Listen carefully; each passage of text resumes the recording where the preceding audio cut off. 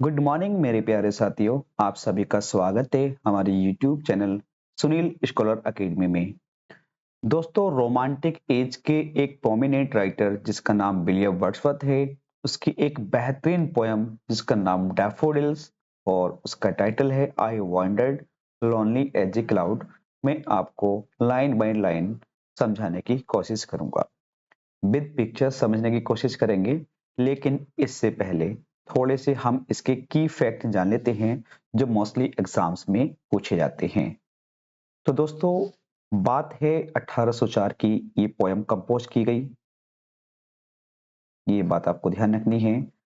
और 1807 में poems in to volumes में इसको पब्लिश कराया गया था। पोयम्स इन टू वॉल्यूम्स क्या है दोस्तों? विलियम वर्ड्सवर्थ की पोयम्स का एक कलेक्शन है। तो इसमें इस पोयम्स को पोयम्स इन टू वॉल्यूम्स, इसमें इसको कलेक्ट पब्लिश कराया गया था 1807 में। और ये अपनी बहन डोरोथी वर्ड्सवर्थ के साथ, अपने सिस्टर डोरोथी वर्ड्सवर्थ के साथ अकेले ऐसे घूम रहे थे। और उस टाइम इन्हें दिखाई देते हैं डैफोडिल्स, कुछ वहां की लेक दिखाई देती हैं और उनकी बेब्स के बारे में बातें करते हैं, कुछ डैफोडिल्स के बारे में बातें करते हैं। ठीक है, तो इसी से रिलेटिव ये पोयम है। और बात करें इसकी, तो इसमें देखिए फोर स्टेंजा हैं, फोर स्टेंजा हैं। और दोस्तों, हर एक स्टैंजा में 6 लाइन्स हैं। क्या है? 6 लाइन्स हैं। या आप देख रहे होंगे 6 लाइन्स हैं। ठीक है, ध्यान रखना है। तो कहीं तो दोस्तों टोटल 24 लाइन्स की एक छोटी सी पोयम है। छोटी नहीं है, काफी है, लेकिन इससे लाइन्स एग्जाम में डायरेक्टली पूछी जाती हैं। और देखिए, बात इसकी करें हम, इसमें पोएट क्या एक्सप्रेस करना चाहते हैं, वो अपनी फीलिंग्स को, वो भी सॉलिट्यूड, अकेलेपन की फीलिंग को एक्सप्रेस करना चाहते हैं। और कहते हैं कि I wandered as a lonely cloud, मैं घूमा भटका अकेला, एज ए क्लाउड जैसे बादल यहां से वहां इधर उधर जाता रहता है, हम भी ऐसे भटक रहे थे। ठीक है, अपनी बहन के साथ थे यहाँ पर भी। और एक और पोयम है उनकी, द सॉलिटरी रिवर, उसमें भी उन्होंने बहुत अच्छी बात कही है। वो 32 लाइन्स की पोयम है। तो पहले हम इसको समझ लेते हैं, फिर उसको भी हम पिक्चर्स के अकॉर्डिंग अंडरस्टैंड करने की कोशिश करेंगे दोस्तों। तो पोयम को स्टार्ट करते हैं। पहली लाइंस आपके सामने दोस्तों, I wander lonely as a cloud. Wander का मीनिंग होता है दोस्तों भटकना, घूमना। ठीक है, यानी कि मैं एक बादल की तरह अकेला रहता हूं।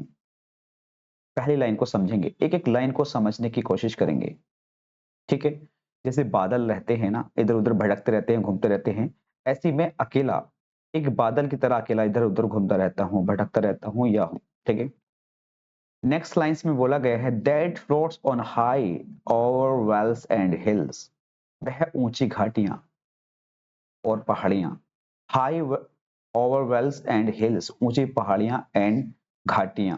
दैट फ्लोट्स, यानी कि वह ऊंची घाटियों और पहाड़ियों के बीच में रहता है या पर तैरता है। जब मैंने, देखिए आगे है when all at once I saw a crowd, जब मैंने एक एक भीड़ देखी।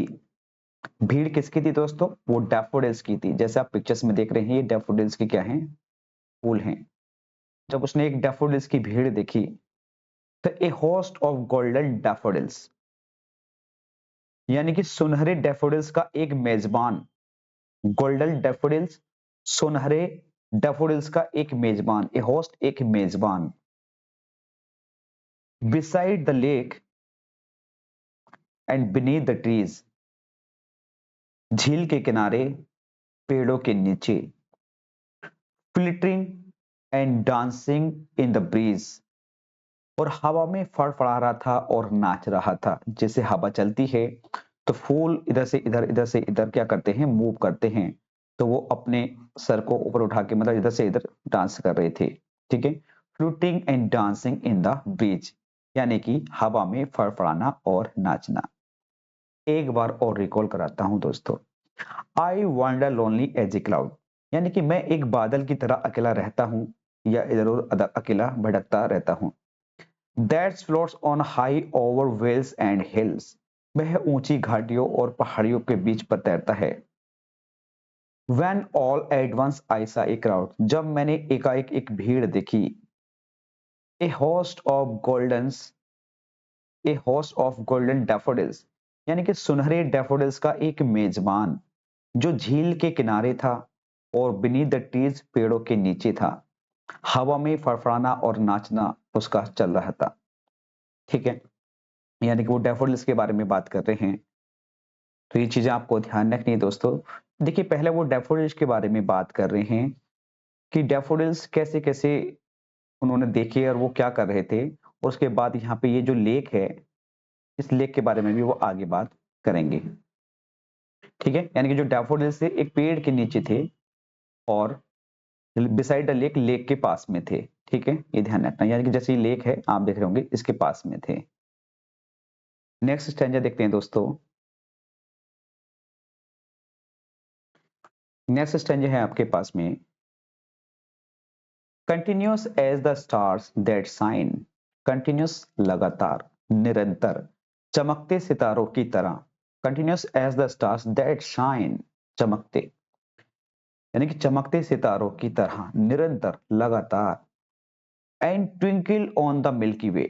मिल्की वे क्या होता है दोस्तों? आकाश गंगा पर टिमटिमा रहे थे। एंड ट्विंकल, चमक रहे थे, टिमटिमा रहे थे, ऑन द मिल्की वे, यानी कि ऑन द मिल्की वे, और आकाश गंगा पर टिमटिमा रहे थे।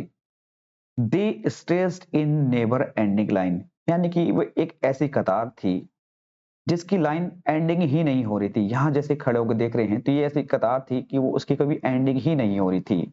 वे कभी खत्म न होने वाली पंक्ति में खिंच गए। ऐसा लग रहा था कि उसकी कभी एंडिंग नहीं होती है, कभी उसका अंत ही नहीं होता है।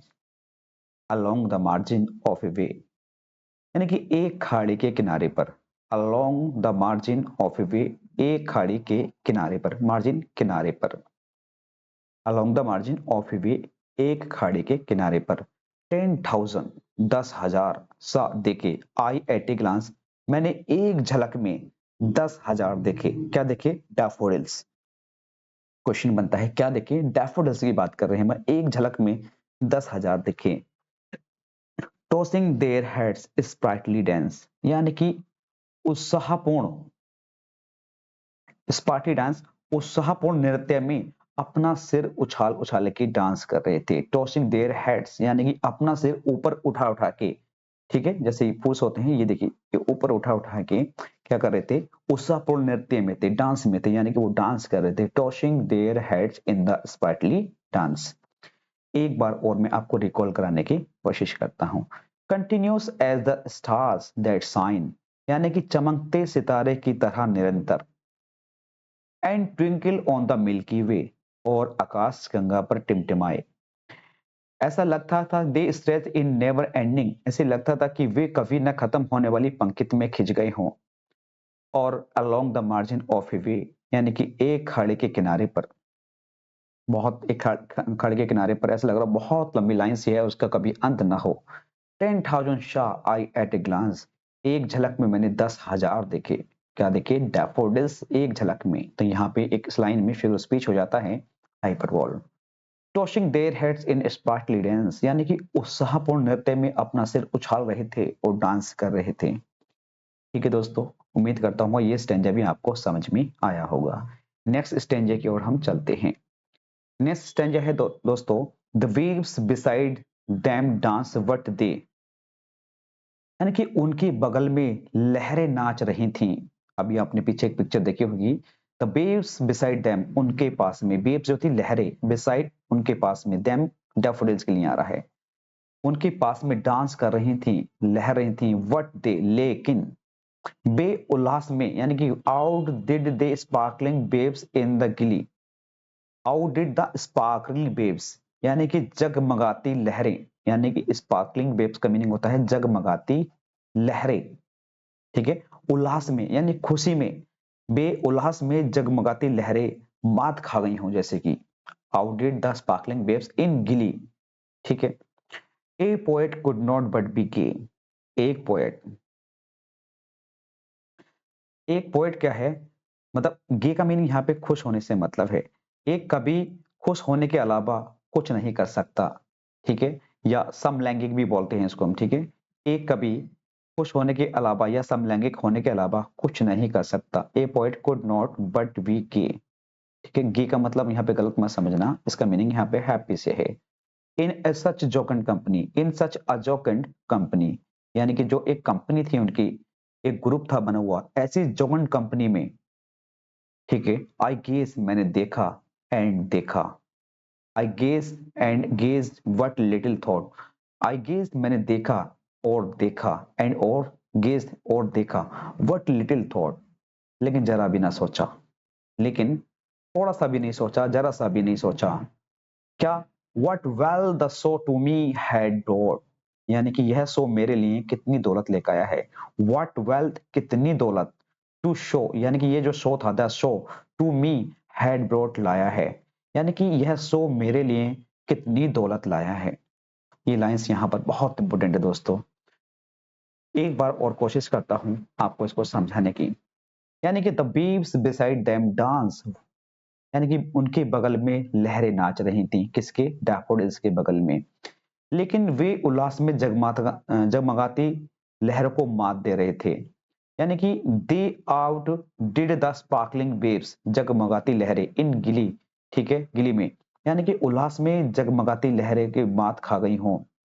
एक कभी खुश होने के सिवा कुछ नहीं कर सकता, या समलैंगिक होने के सिवा कुछ नहीं कर सकता। A poet could not but be gay in such a jocund company, यानी कि ऐसी जोकंड कंपनी में एक पोएट क्या कर सकता है? खुश होने के सिवा कुछ नहीं कर सकता। आई गेज्ड मैंने देखा, एंड गेज्ड और देखा, बट लिटिल थॉट जरा सा भी ना सोचा, what wealth to show me had brought, यानी कि यह शो, ये जो शो चल रहा है एक प्रकार का, ये शो मेरे लिए, ये शो जो है मेरे लिए कितनी दौलत लेके आया है, मैंने इसके बारे में जरा भी नहीं सोचा, मैंने बस देखा। I gazed and gazed but little thought, मैंने देखा लेकिन जरा भी नहीं सोचा।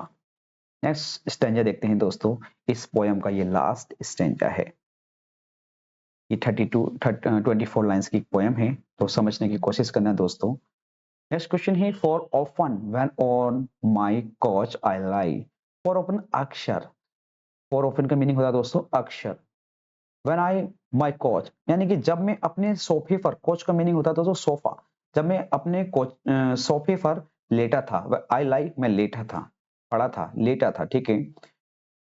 यानी कि अक्सर जब मैं अपने सोफे पर लेटा होता हूँ, इन वैकेंट और इन पेंसिव मोड, इन वैकेंट का मतलब खाली, एवं पेंसिव का मतलब चिंतित मोड में होता हूँ, चिंतित होता हूँ, सोच रहा होता हूँ कि आगे की बात देखते हैं। दे फ्लैश अपॉन दैट इनवर्ड आई, यानी कि उन्होंने, दे का मतलब उन्होंने, या वे उस भीतरी आंख पर चमकते हैं, यानी कि भीतरी आंख का मीनिंग इनवर्ड आई, भीतरी आंख पर, अपॉन पर, उन भीतरी आंख पर, दे फ्लैश वे चमकते हैं, जैसे which is the bliss of solitude, जैसे जो एकांत का आनंद हो, विच इज जो, इज हो, या the bliss of solitude, solitude meaning होता है एकांत, जो एकांत का आनंद हो, ब्लिस हो, ब्लिस का मीनिंग आनंद होता है दोस्तों, जो एकांत का आनंद हो। And then my heart with pleasure fills, और फिर मेरा दिल खुशी से भर जाता है। And then